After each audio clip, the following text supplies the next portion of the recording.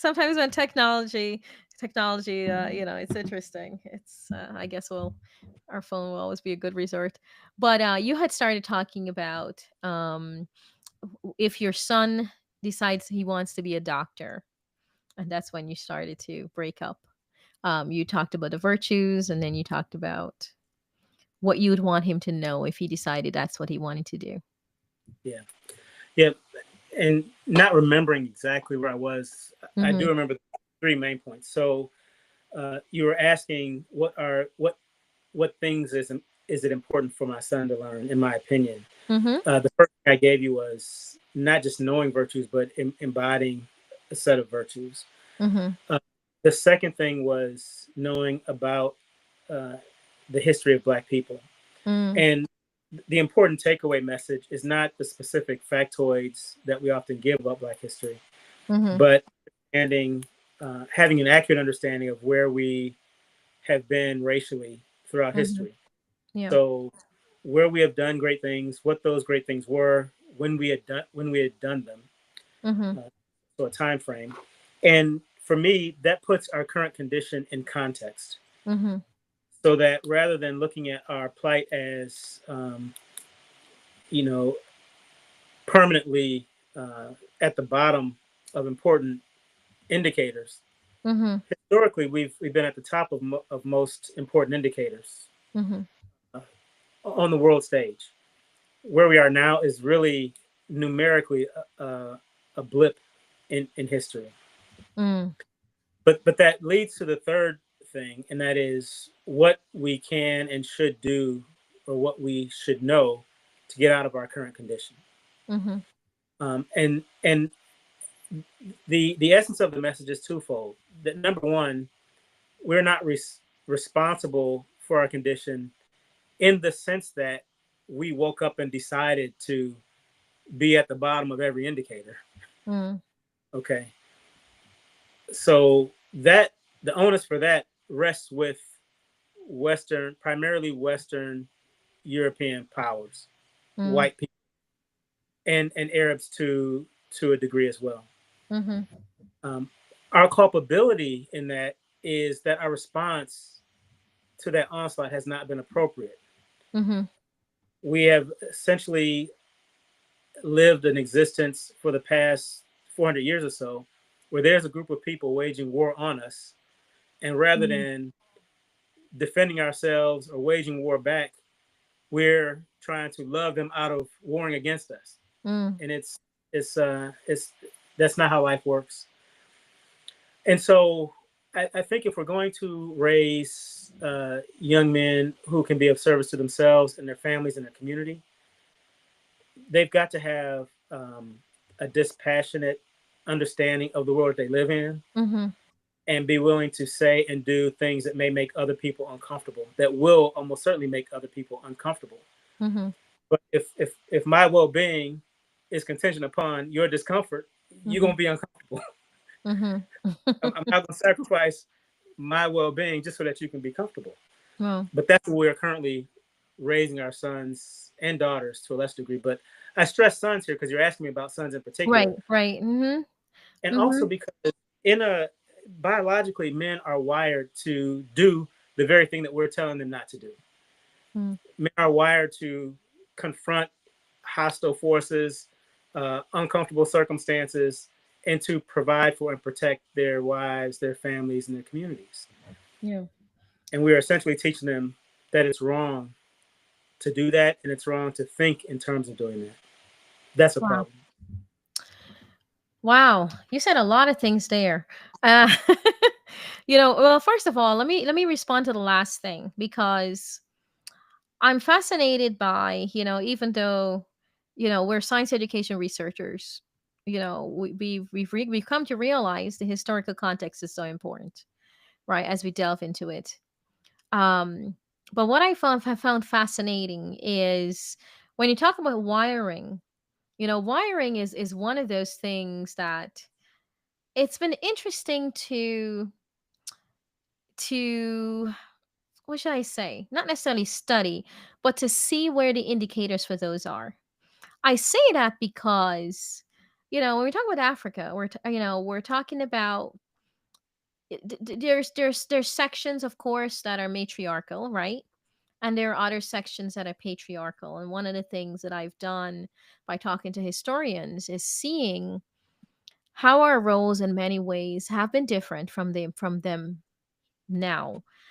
And I think, because in saying that, when you talk about wire, like, oh, we're talking about gender roles now. And even one of the things I've learned is seeing how even our gender roles have shifted, because I think I observe the conflict that sometimes people experience having grown up in, and even having our predisposition be towards, maybe in some cases, more matriarchal, right? More the peaceful side, versus growing up in a world with patriarchal ideals. I almost observe a conflict, even, within our own culture itself, where people are predispositioned to be one way, but sometimes are trying to acquire a predisposition that is, more respected within our society, you know?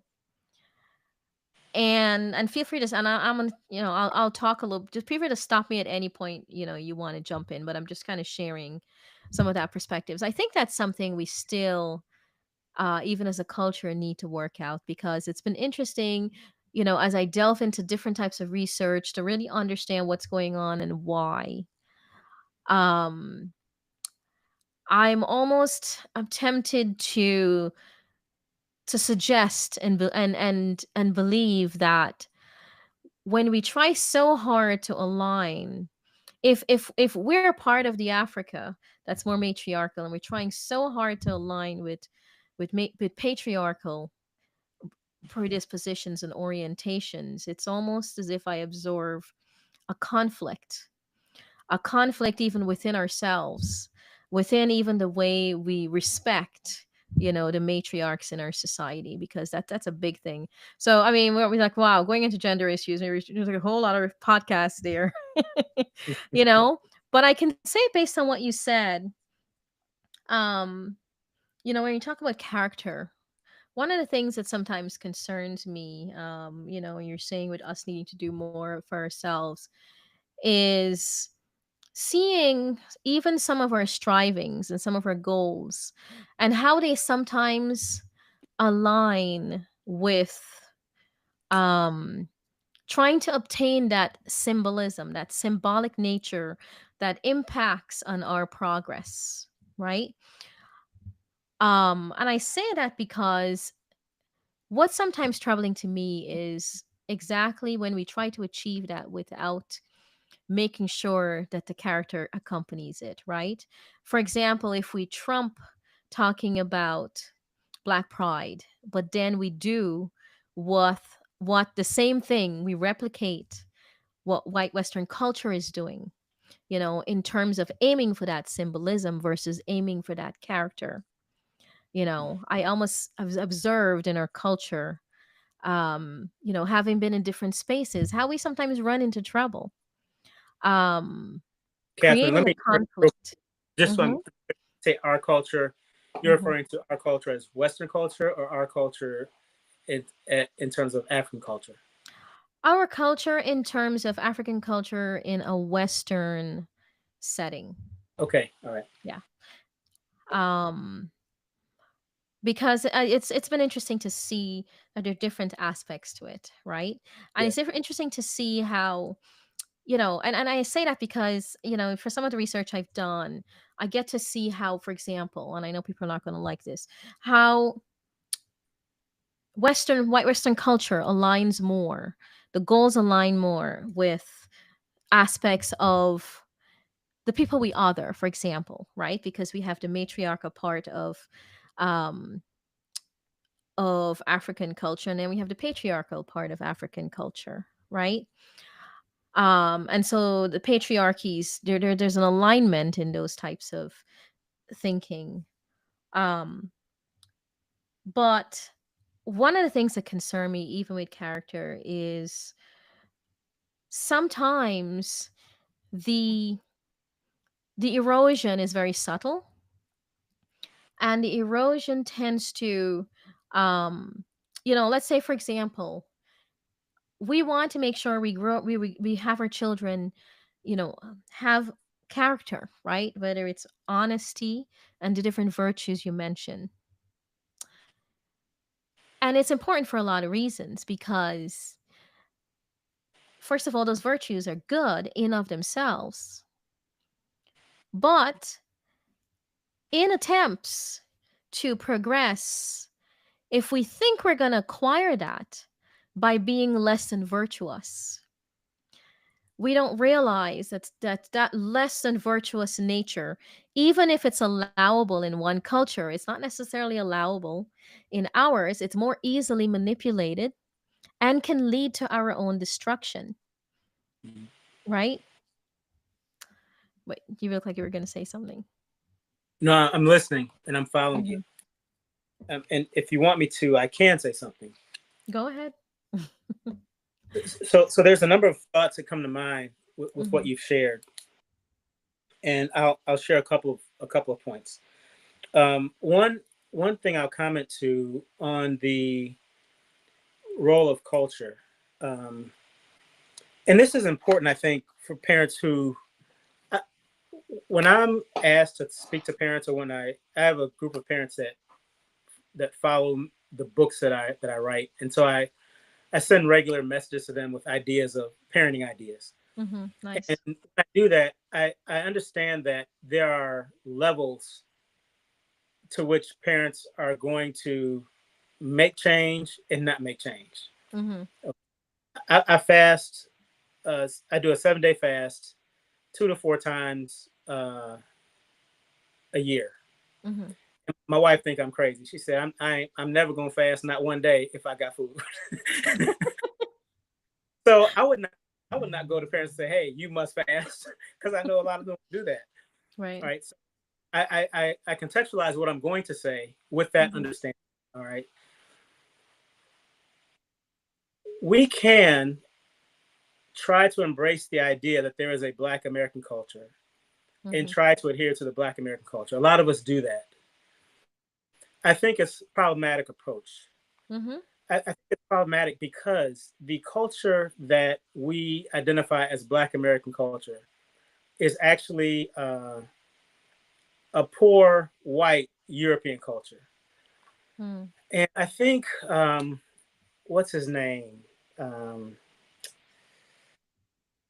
Thomas Sowell was one of the first people to that I'm aware of that Mhm. wrote about, Mhm. which he identified the way that the British gentry looked at the lower class Brits. The lower class Brits were the ones who had most close proximity to slaves. They were the overseers.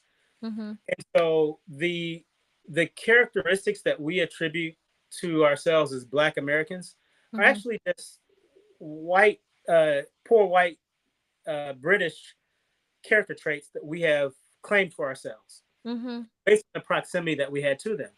Mhm. One example, Bernie Mac, who I thought was a great comedian, said some stuff that wasn't good for us culturally, right? One of the jokes was that white man break, he take a 15-minute break, he go eat his cheese sandwich, and he go right back to work. Mhm. So he's saying it as an insult to whites, but really the message is whites are industrious. And Mhm. comedy was that you shouldn't be industrious. And then the follow to the joke was that nah, Black people, when we take a break, we break. Like never back to work. So the thing that he's presenting to us that we should embrace is this idea that we don't want to work. We lazy. We're not industrious. Mm. Maybe there's a space for it in comedy, but I think all too often we embrace these ideas as real manifestations of how we should be as people. Mm. And so in now, I'm going back to where I say there's Mhm. level. Everybody not going to do it all. There is a level of psychology to good parenting. Mhm. And I can tell my son, look, uh, working hard is important for you to be a good person. Mhm. Now he's human. Human Mhm. being, no, nothing in nature wants to work hard. Water Mhm. don't flow uphill. because that's work. It requires energy. Water flows downhill because Mhm. it doesn't require any additional energy. The energy is already there, right? Mhm. Everything in nature is the same way. People, animals. I'm not going to walk 5 miles to get food if I can walk, 5 meters and get food. This Mhm. is what to do. Right. But to grow, we sometimes have to exert more energy than what's easy. Mhm. If I want my son to have the attitude that he must work harder, I can't just say work harder Mhm. because there's thousands, tens of thousands of years of evolution built into him that's not going to make him want to do that. But Mm. there's a psychological trick I can use to help him do that. Mhm. I disparage lazy people. I say, man, look at them lazy people. I would never want to be like that. I wouldn't even want them in my house. I don't even like talking to people who lazy like that. What do you think we should do? You think we should do this work or think we should just go ahead and take the easy way out? Mm. His mind, he's thinking, man, I sure don't want to take the easy way out. But my father just told me he don't even want to talk to somebody who take the easy way out.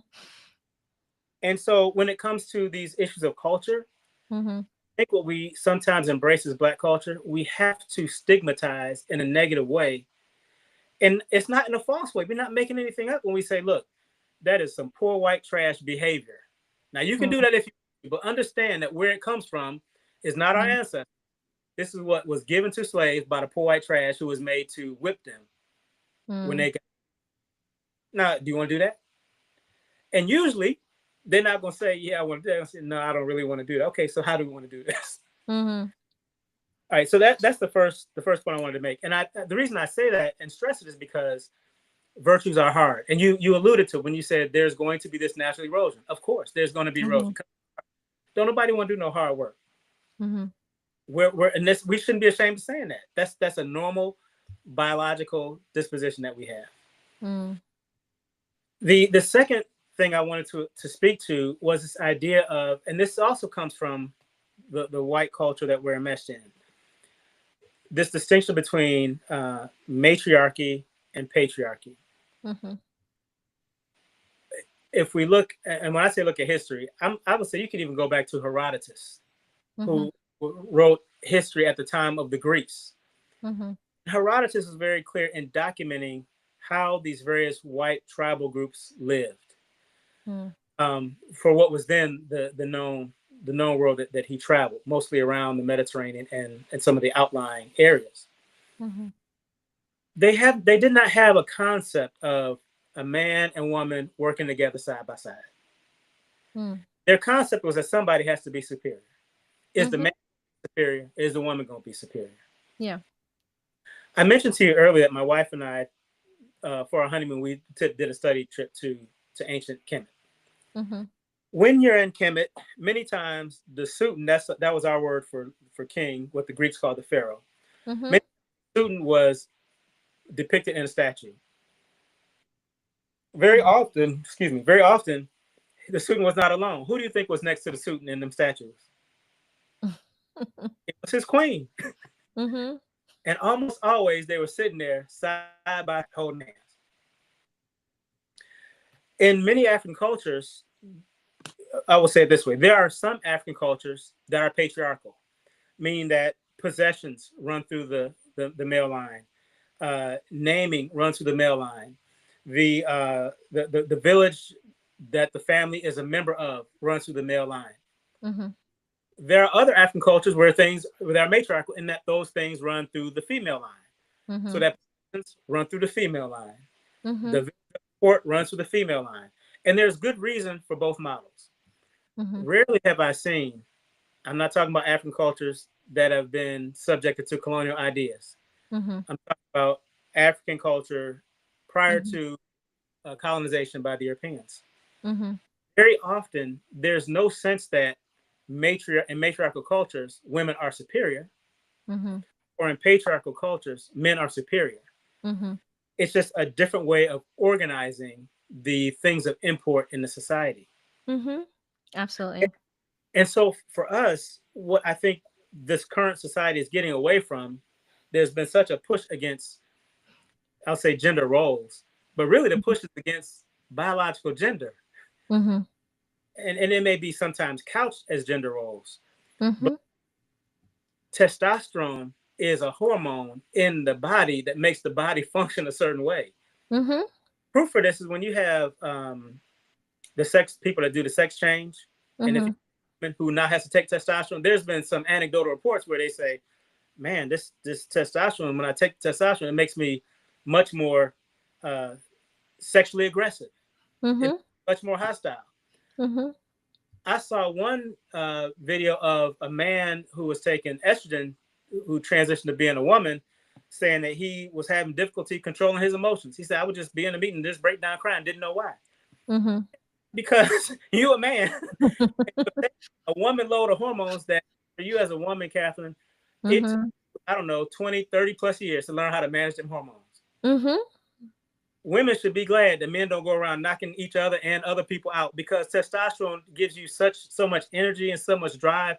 You have to learn how to control and manage that influx of hormones. Or don't they? But anyway, go ahead. I mean, there are a few that do, but quite honestly, it's not at all the norm. It's not at all. Right, I know what you mean. I'm just yeah. Give strength of the, I'll call it a drug, just to help Mhm. point, right? Give them the strength of the drug. Mhm. And so my point, what I emphasize to parents of boys is realize that they're boys. Let them Mhm. be boys, the things. Mhm. Boys say, "Oh man, I'm gonna off the top step of the porch." Mm. I'll look and be sure there's no bricks or rocks up underneath and say, "Okay, go ahead." And I'll brace myself and be prepared that he might come back with a skin up knee. He might twist something. Right. And then we want to monitor that, say, okay, you can jump from the top of the porch. Son, the roof is probably a little too high for you to jump off of. Let's work Mm. up to that. Hopefully, we never work up to. But we can't wrap him in bubble wrap and yellow Mhm. tape.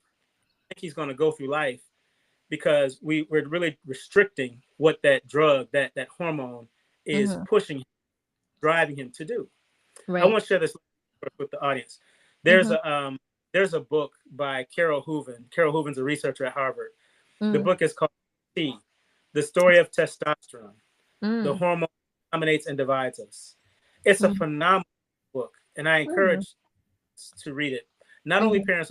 parents of girls too, because your Mhm. daughters want to interacting with these boys and have a good sense of appreciation Yeah. for what comes in this whole package Right. that we boys and men. Mhm. You know, and that brings me to something when we're talking about the education space, because I know exactly what you're talking about. I can see the difference between when I spend enough time, with my son, versus if I don't spend enough time. I see the difference. I see the level of calm. I see the level of, um, just in terms of, even controlling his emotions. Um, our expectation within the classroom, for example, if we use that analogy, is we do expect black boys to behave more, more like the girls, right? Yeah. To be much calmer, to be much more restrained, to be much more reserved. And so the truth is, I've also been operating with that in mind. Operating with, if I talked to his dad and I said, look, you can do all that guy stuff, but, him, he's as a black boy, he can't just do what you're doing, right? And have it be viewed as normal boy characteristic as a Right. black boy versus, I've seen the allowances, and having him go to private school and the things. I'll give you an example. One of the things I observed, if we were to compare predominantly a school predominantly black boys with predominantly white boys, one of the things I observed is when the pandemic was over, those schools with predominantly white boys, they got additional outdoor playtime, Yes. right? Yes. They got additional play activities. They got tons of stuff that they got to do outdoor. Things were organized so that, with the understanding that they were missing being with each other, with the understanding they'll be jumping off the wall, right? So they got additional playtime outdoor. The opposite happened, for classes with predominantly black boys, right? Where instead of having that opportunity, you know, to socialize and to adjust and regulate their emotions, they were immediately controlled, expected to sit down there and work. And I listened to the news and all the stuff, and and then I'm thinking, well, I'm sure this is what's happening because this is generally what happens in a public school, right? They are expected to sit back there and go back to work. I mean, these other schools with the white kids, they had additional periods for play. Mhm. Whereas I'm sure these others, they weren't having additional periods to play. They were more like, oh, wow, they've fallen so far behind that they need to make sure that we give them more math, more English, more literacy, right? Yes.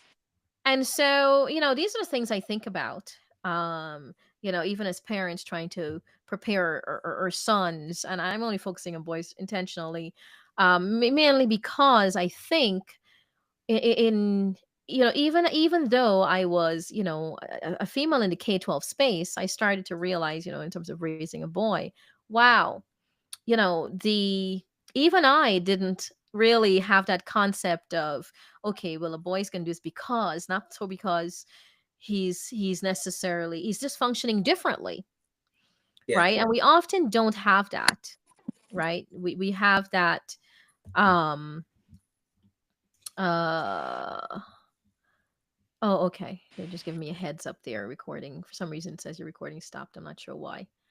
um they often don't have that, right?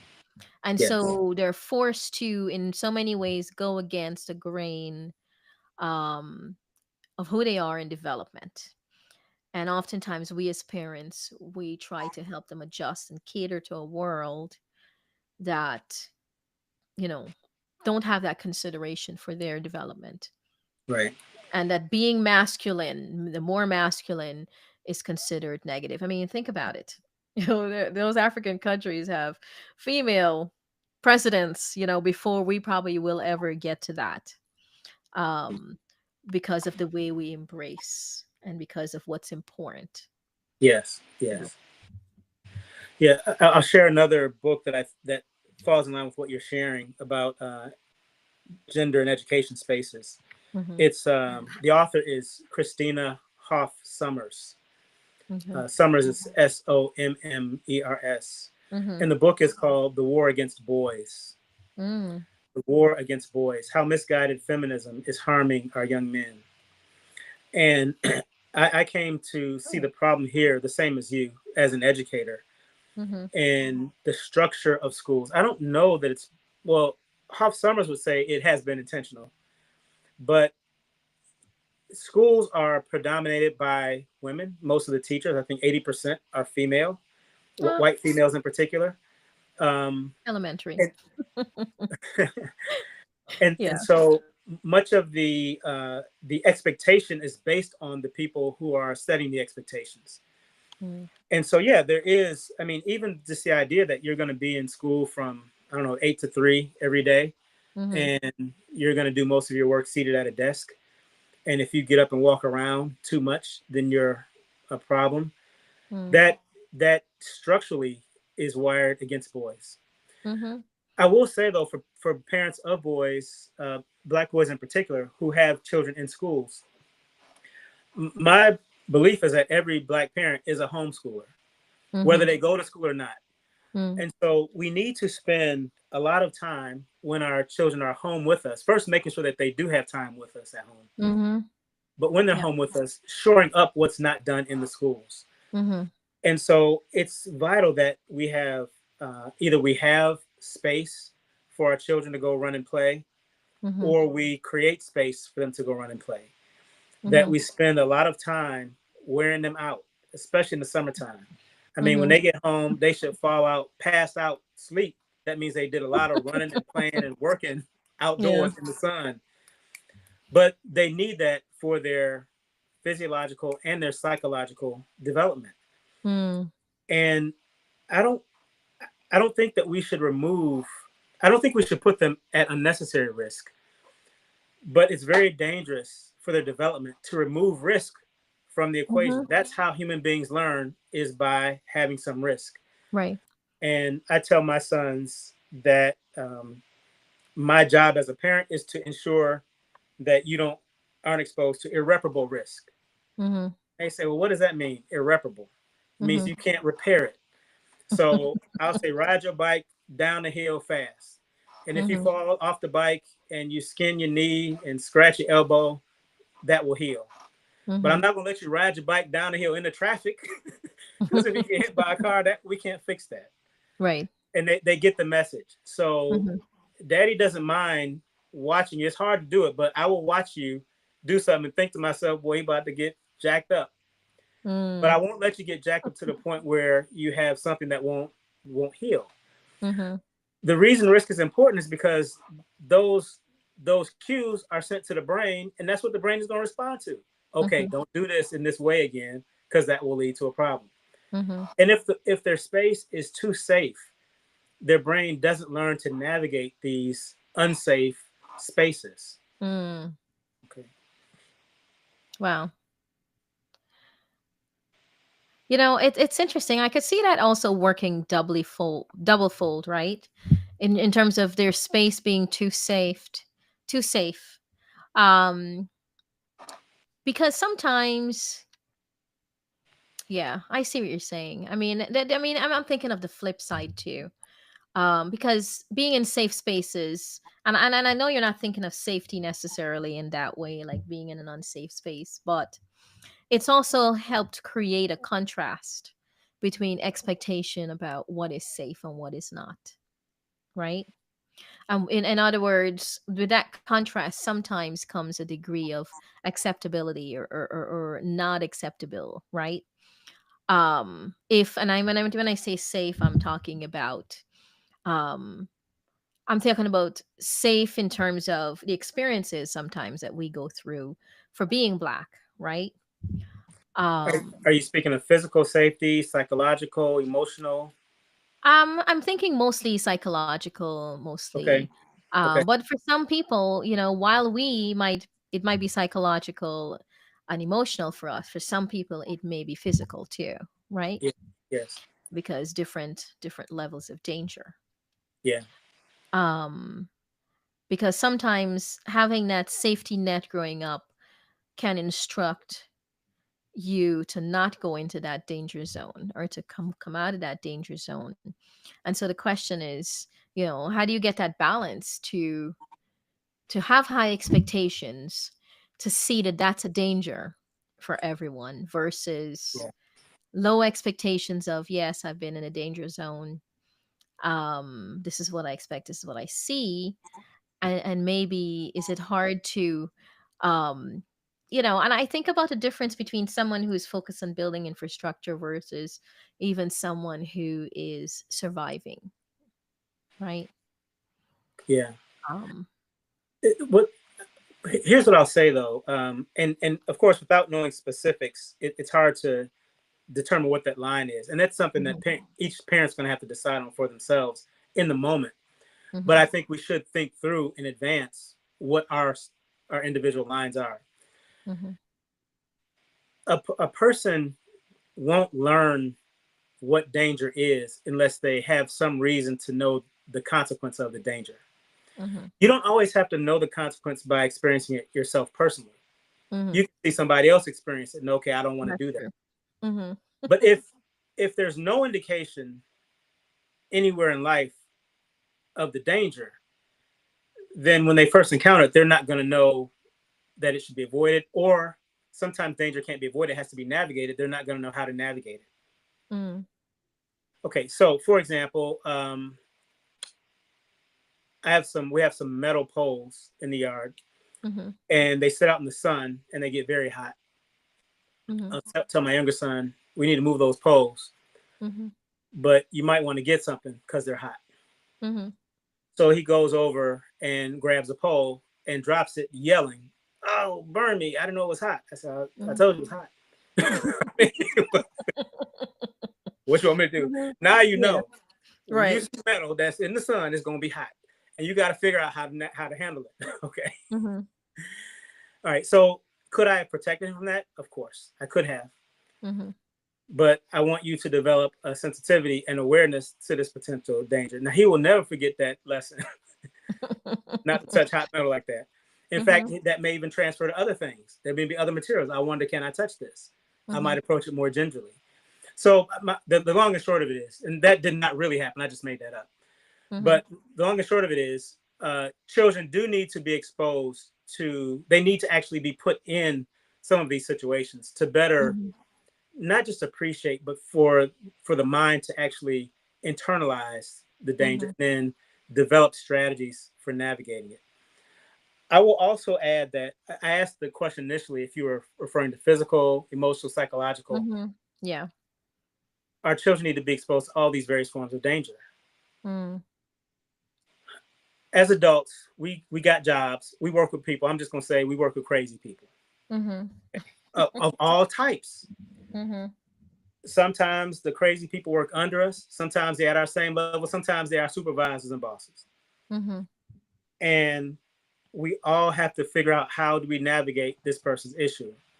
Mhm. Now, if I create an environment for 18 years for a child for 18 years where you never deal with somebody who's psychologically abusive, then what Mhm. do you do when you turn 20 and you got to deal with some psychologically abusive people Mm.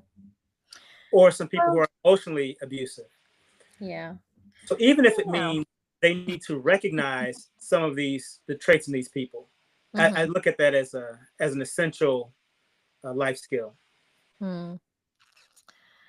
Yeah. I guess because I grew up very sheltered. I guess I disagree with that. And we can always say, we'll have another session to talk about it. I disagree with the because I've seen it where the and I'm not saying protect him from everything, but I suppose as a somewhat and this is where it becomes interesting. As a I think I fall in the middle. I am an overprotective parent, but at the same time, I allow my son to have his experiences. Again, it's all relative, right? Because you can keep in mind I have friends from different backgrounds. But at the same time, um giving him exposure to experiences. It's interesting though to see how he develops his ideas without necessarily being exposed, right? Um and I think also just and I think part of it is just being in that school environment, right? Where he's with different personalities and just being his normal everyday self in some ways, Mm-hmm. right? I guess we all have different degrees of allowances. Where for me, I focus on allowing him to have those positive experiences that I feel will help his development later on and prepare him for some things that are more challenging, Yeah. right? Because the nice thing about it, and here's the thing I learned as a parent. I learned that my son is actually a better at choosing who should be his friends than when he's been in situations where he became friends with kids because I was friends with their parents. Mm. I realized that a couple of years ago when I was like, wow, I need to change this. And so I started making the steps to, really, even if it meant, just moving on and having him move forward from where I was able to reflect on my own decision making and seeing how my own decision making affected that and how he makes his choices. um but also seeing that in his environment and helping him to understand that in his environment, um you're pretty much going to become whoever you're hanging out with, right? It's going to be hard to avoid becoming that, because I see so much of raising a child as helping them develop habits. Yes. And those habits later on are just hard to break, right? And even if it meant helping him to choose, you're going to move on from that friendship or keep that friendship, learning to realize it's okay to move on too, you know? And I don't even know what we were talking about. I won't let me hear, but I think we were just sharing ideas. Go ahead. So I'm curious to know, Catherine, how old is your son? He's 12. Okay. Yeah. Mm-hmm. Yeah. I don't think we disagree at all. I Mm-hmm. think we're in agreement. And Okay. you said that it's an issue of degree, Mm-hmm. and also that it's going to vary from one context to the next and from one parent to the next. And Mm-hmm. that's my position as well. Mm-hmm. So I think we're having a Yeah. vehement agreement. Oh, good. Yeah, well, all of this is meant for clarification. There's one more thing I meant to clarify too, because when you use the word laziness, which could be offensive for some people, right? Yes. One of the things I've learned is with my son, what I viewed as being lazy is it's not because he's lazy about something, because he's pursuing whatever it is he's doing with such intent, right? And with such motivation, just not this other thing that I want him to do. Right. Right. And so the question became, so how did I, rechannel those energies, those goals, those motivations, right, into something else that maybe a society um we view as more acceptable when it comes to progressing, right?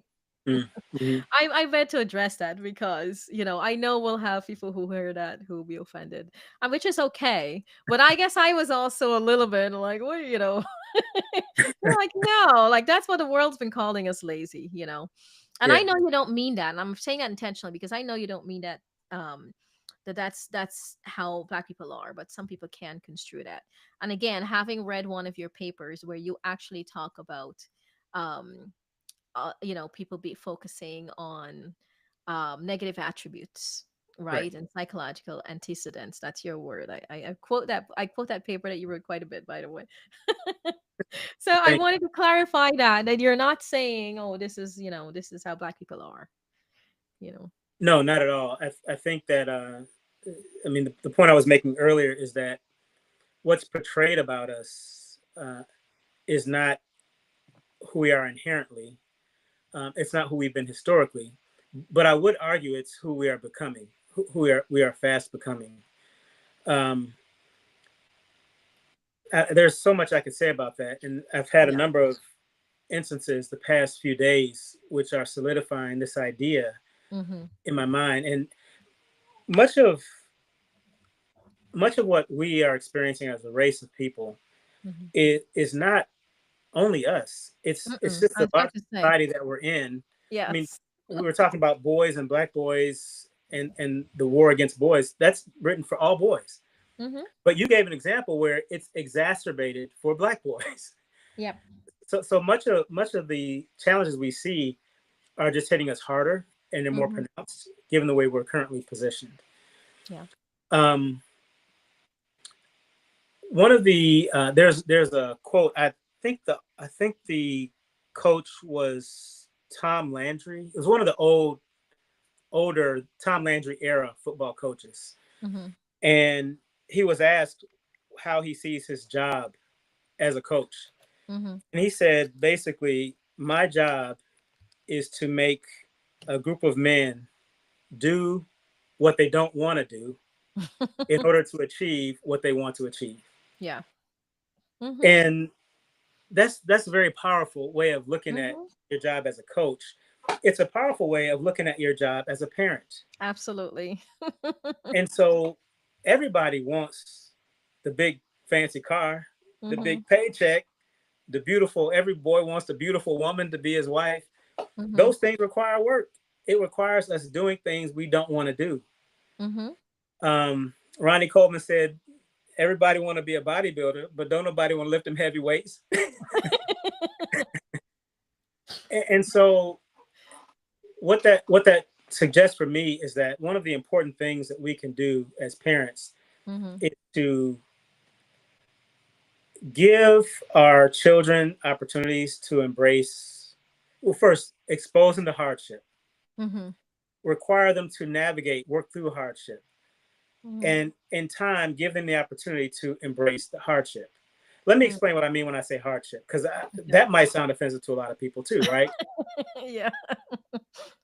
Um, I wouldn't take a 12-year-old and say, "Look, go run 6 miles." Mhm. He might be able to do it, but it's a lot.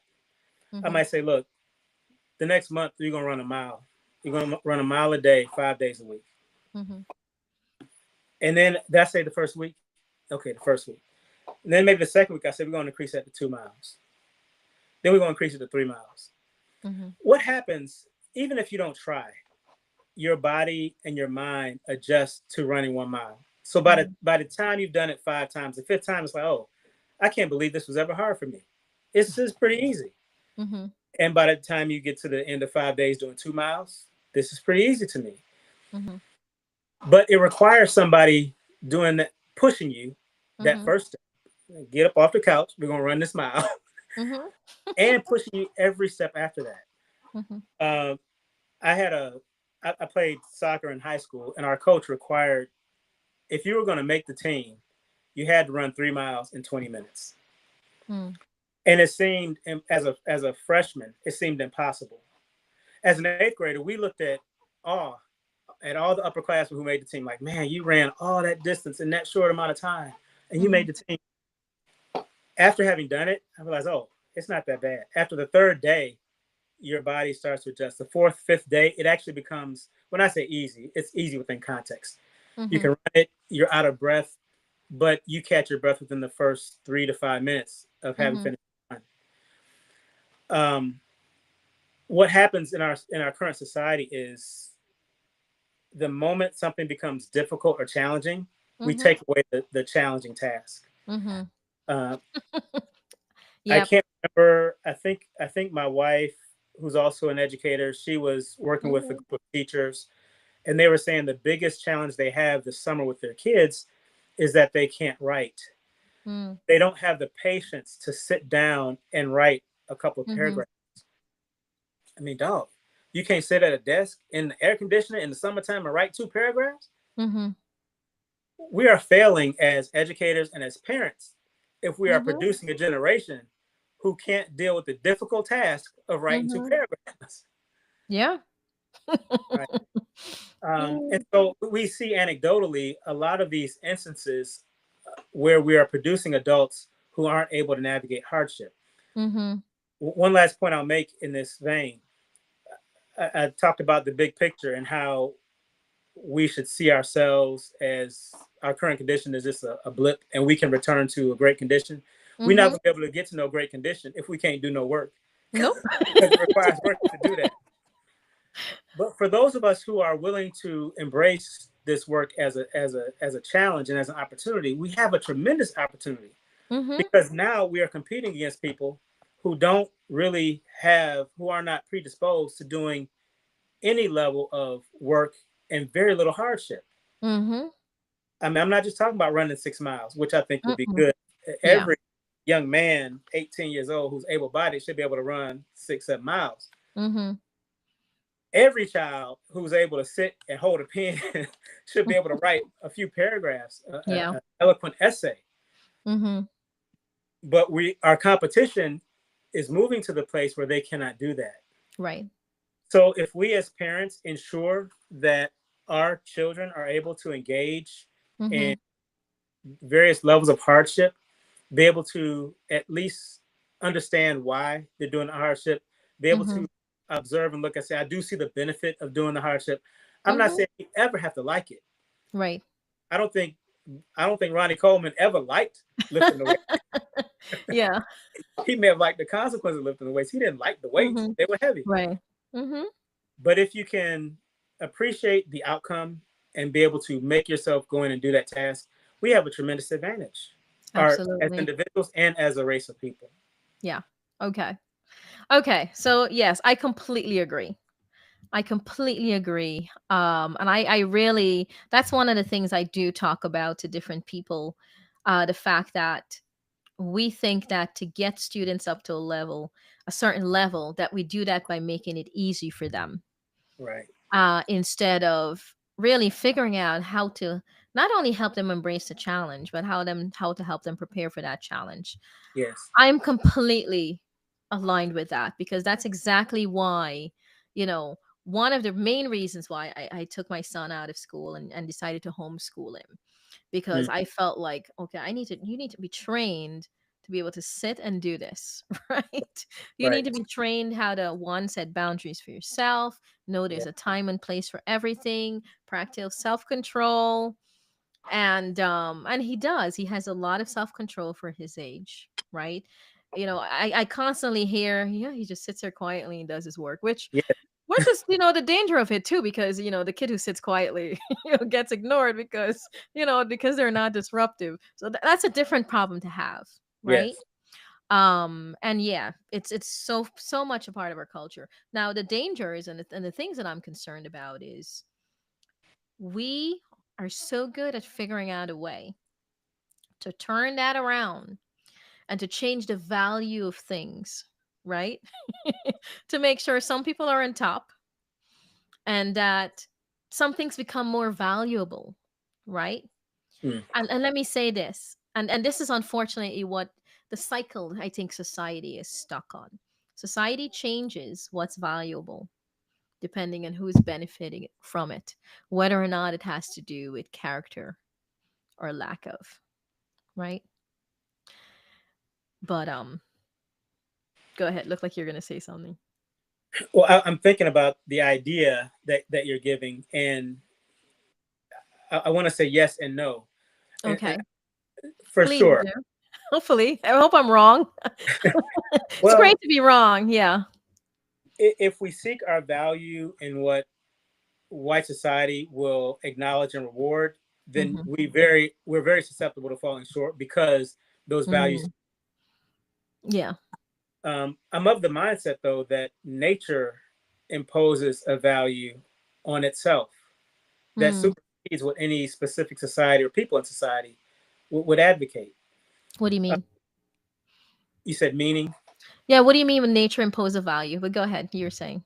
Yeah. Okay. So perseverance, Mm. sticking with a task. Okay. That's not a value that whites say. Hey, we value people who stick with a task. Nature says that. Nature says, look, I'm gonna give you some problems that are hard to figure out, and you're Mm-hmm. not gonna figure me out in 5, 10 minutes. You need to spend 5 or 10 years to figure me out. And the person that spends 5 or 10 years on the problem are the ones more likely to figure it out. Mm. And we can look at the history of science to see that there are some challenges, some problems, some conundrums that Mm-hmm. just somebody sticking with it for an abnormally long period of time Mm-hmm. for it to figure it out. Nikola Tesla is one example. Mm-hmm. Uh, I forget his name, but the mathematician who discovered Fermat's last theorem. This Mm. man pulled himself up from his college and said, we didn't see him for like 7 years. And just one day he came out and started interacting with us again. He figured it was close enough that he could start sharing what he was working on. Yeah. And, and that's just perseverance. Mm-hmm. So I wouldn't shy away from it because of the possibility that Mm. No, society, absolutely not. the white society could change the valuation.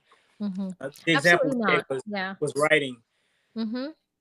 I've had it argued back to me that kids may not need to really learn to write anymore because all their stuff can be written by AI. That's true. AI can write essays better than many of our college students, but it doesn't replace the human ability to communicate an idea. Mm-hmm. So AI can write a paragraph or an essay. Can Mm-hmm. AI originate and can it create an original idea? Can it Mm. represent something novel? Mm-hmm. It's not at that point yet. And No, it's so not. my point is that nature still values some of those basic traits, Mm-hmm. some of those rewards that are only won by Mm-hmm. harder work, by Mm-hmm. more perseverance, by those virtues that we talk Mm-hmm. about. Yeah. Right. Wow. And I might even dare say that they're even more important now, right? Because it's such an opportune time that even if people who are innovative, who can monetize on the innovation, get ahead by doing so, um, it's it's the progress and the reach is going to be better for those societies and for those cultures who have where people have allowed themselves to build, right? Because then they could be more innovative, Hmm. and they could, they could use it better. Um, you know, but I guess in the end, it'll all boil down to not just the talent, but the resources to Hmm. control those talents, right? Yeah. And direct the control of those talents. But I, but yeah, I'm in complete agreement with you with that. I don't believe that those are determinants. I always express my ideas and pour some more out. Thought, how's that? um, oops. Okay, this went out a little bit. So hopefully it's still, hopefully it's still recording what I'm saying. Okay. Yes. Sounds like your mic shifted. Yeah, it did shift. Yeah, I see it shifted. Okay, so hopefully that's fine. Well, we are coming to a close, and I want to thank you for joining. And before we end, any last minute things? I know we're going to have the opportunity to meet again, and so we'll have a follow up. I don't know if you want to leave people with anything, things to think about. I will share this out before we meet to see if those who have questions, concerns, things you said, who want to respond. Um, but any I last, will share. yeah, I'll share one resource that I think may be useful for some of your readers. okay. If readers are interested in any of my research work, Hmm. go to my research lab website. Okay. It's www.es2rp.org. Hmm. Okay. E is in Edward, S is in Sam, R is in radio, 2RP. Yeah. And I will S2R. add those. I was gonna say I can add those Oh, that would be very the good. Okay. signature so that people can see it. Yes. Yeah, you can send me whatever links you want to share of your work. And I usually add them to the podcast. So you'll see at the end of each podcast is whatever people have shared with me to I post them. Okay. Okay. I will Yeah. share that. Okay. Well, Thank you. Dr. Mitagi, thanks for joining Learning for Truth and Love. If you like this episode, I want to remind everyone to like it and to subscribe so you can be notified of the next episode. So thank you for joining us today. Okay. All right. Bye So bye.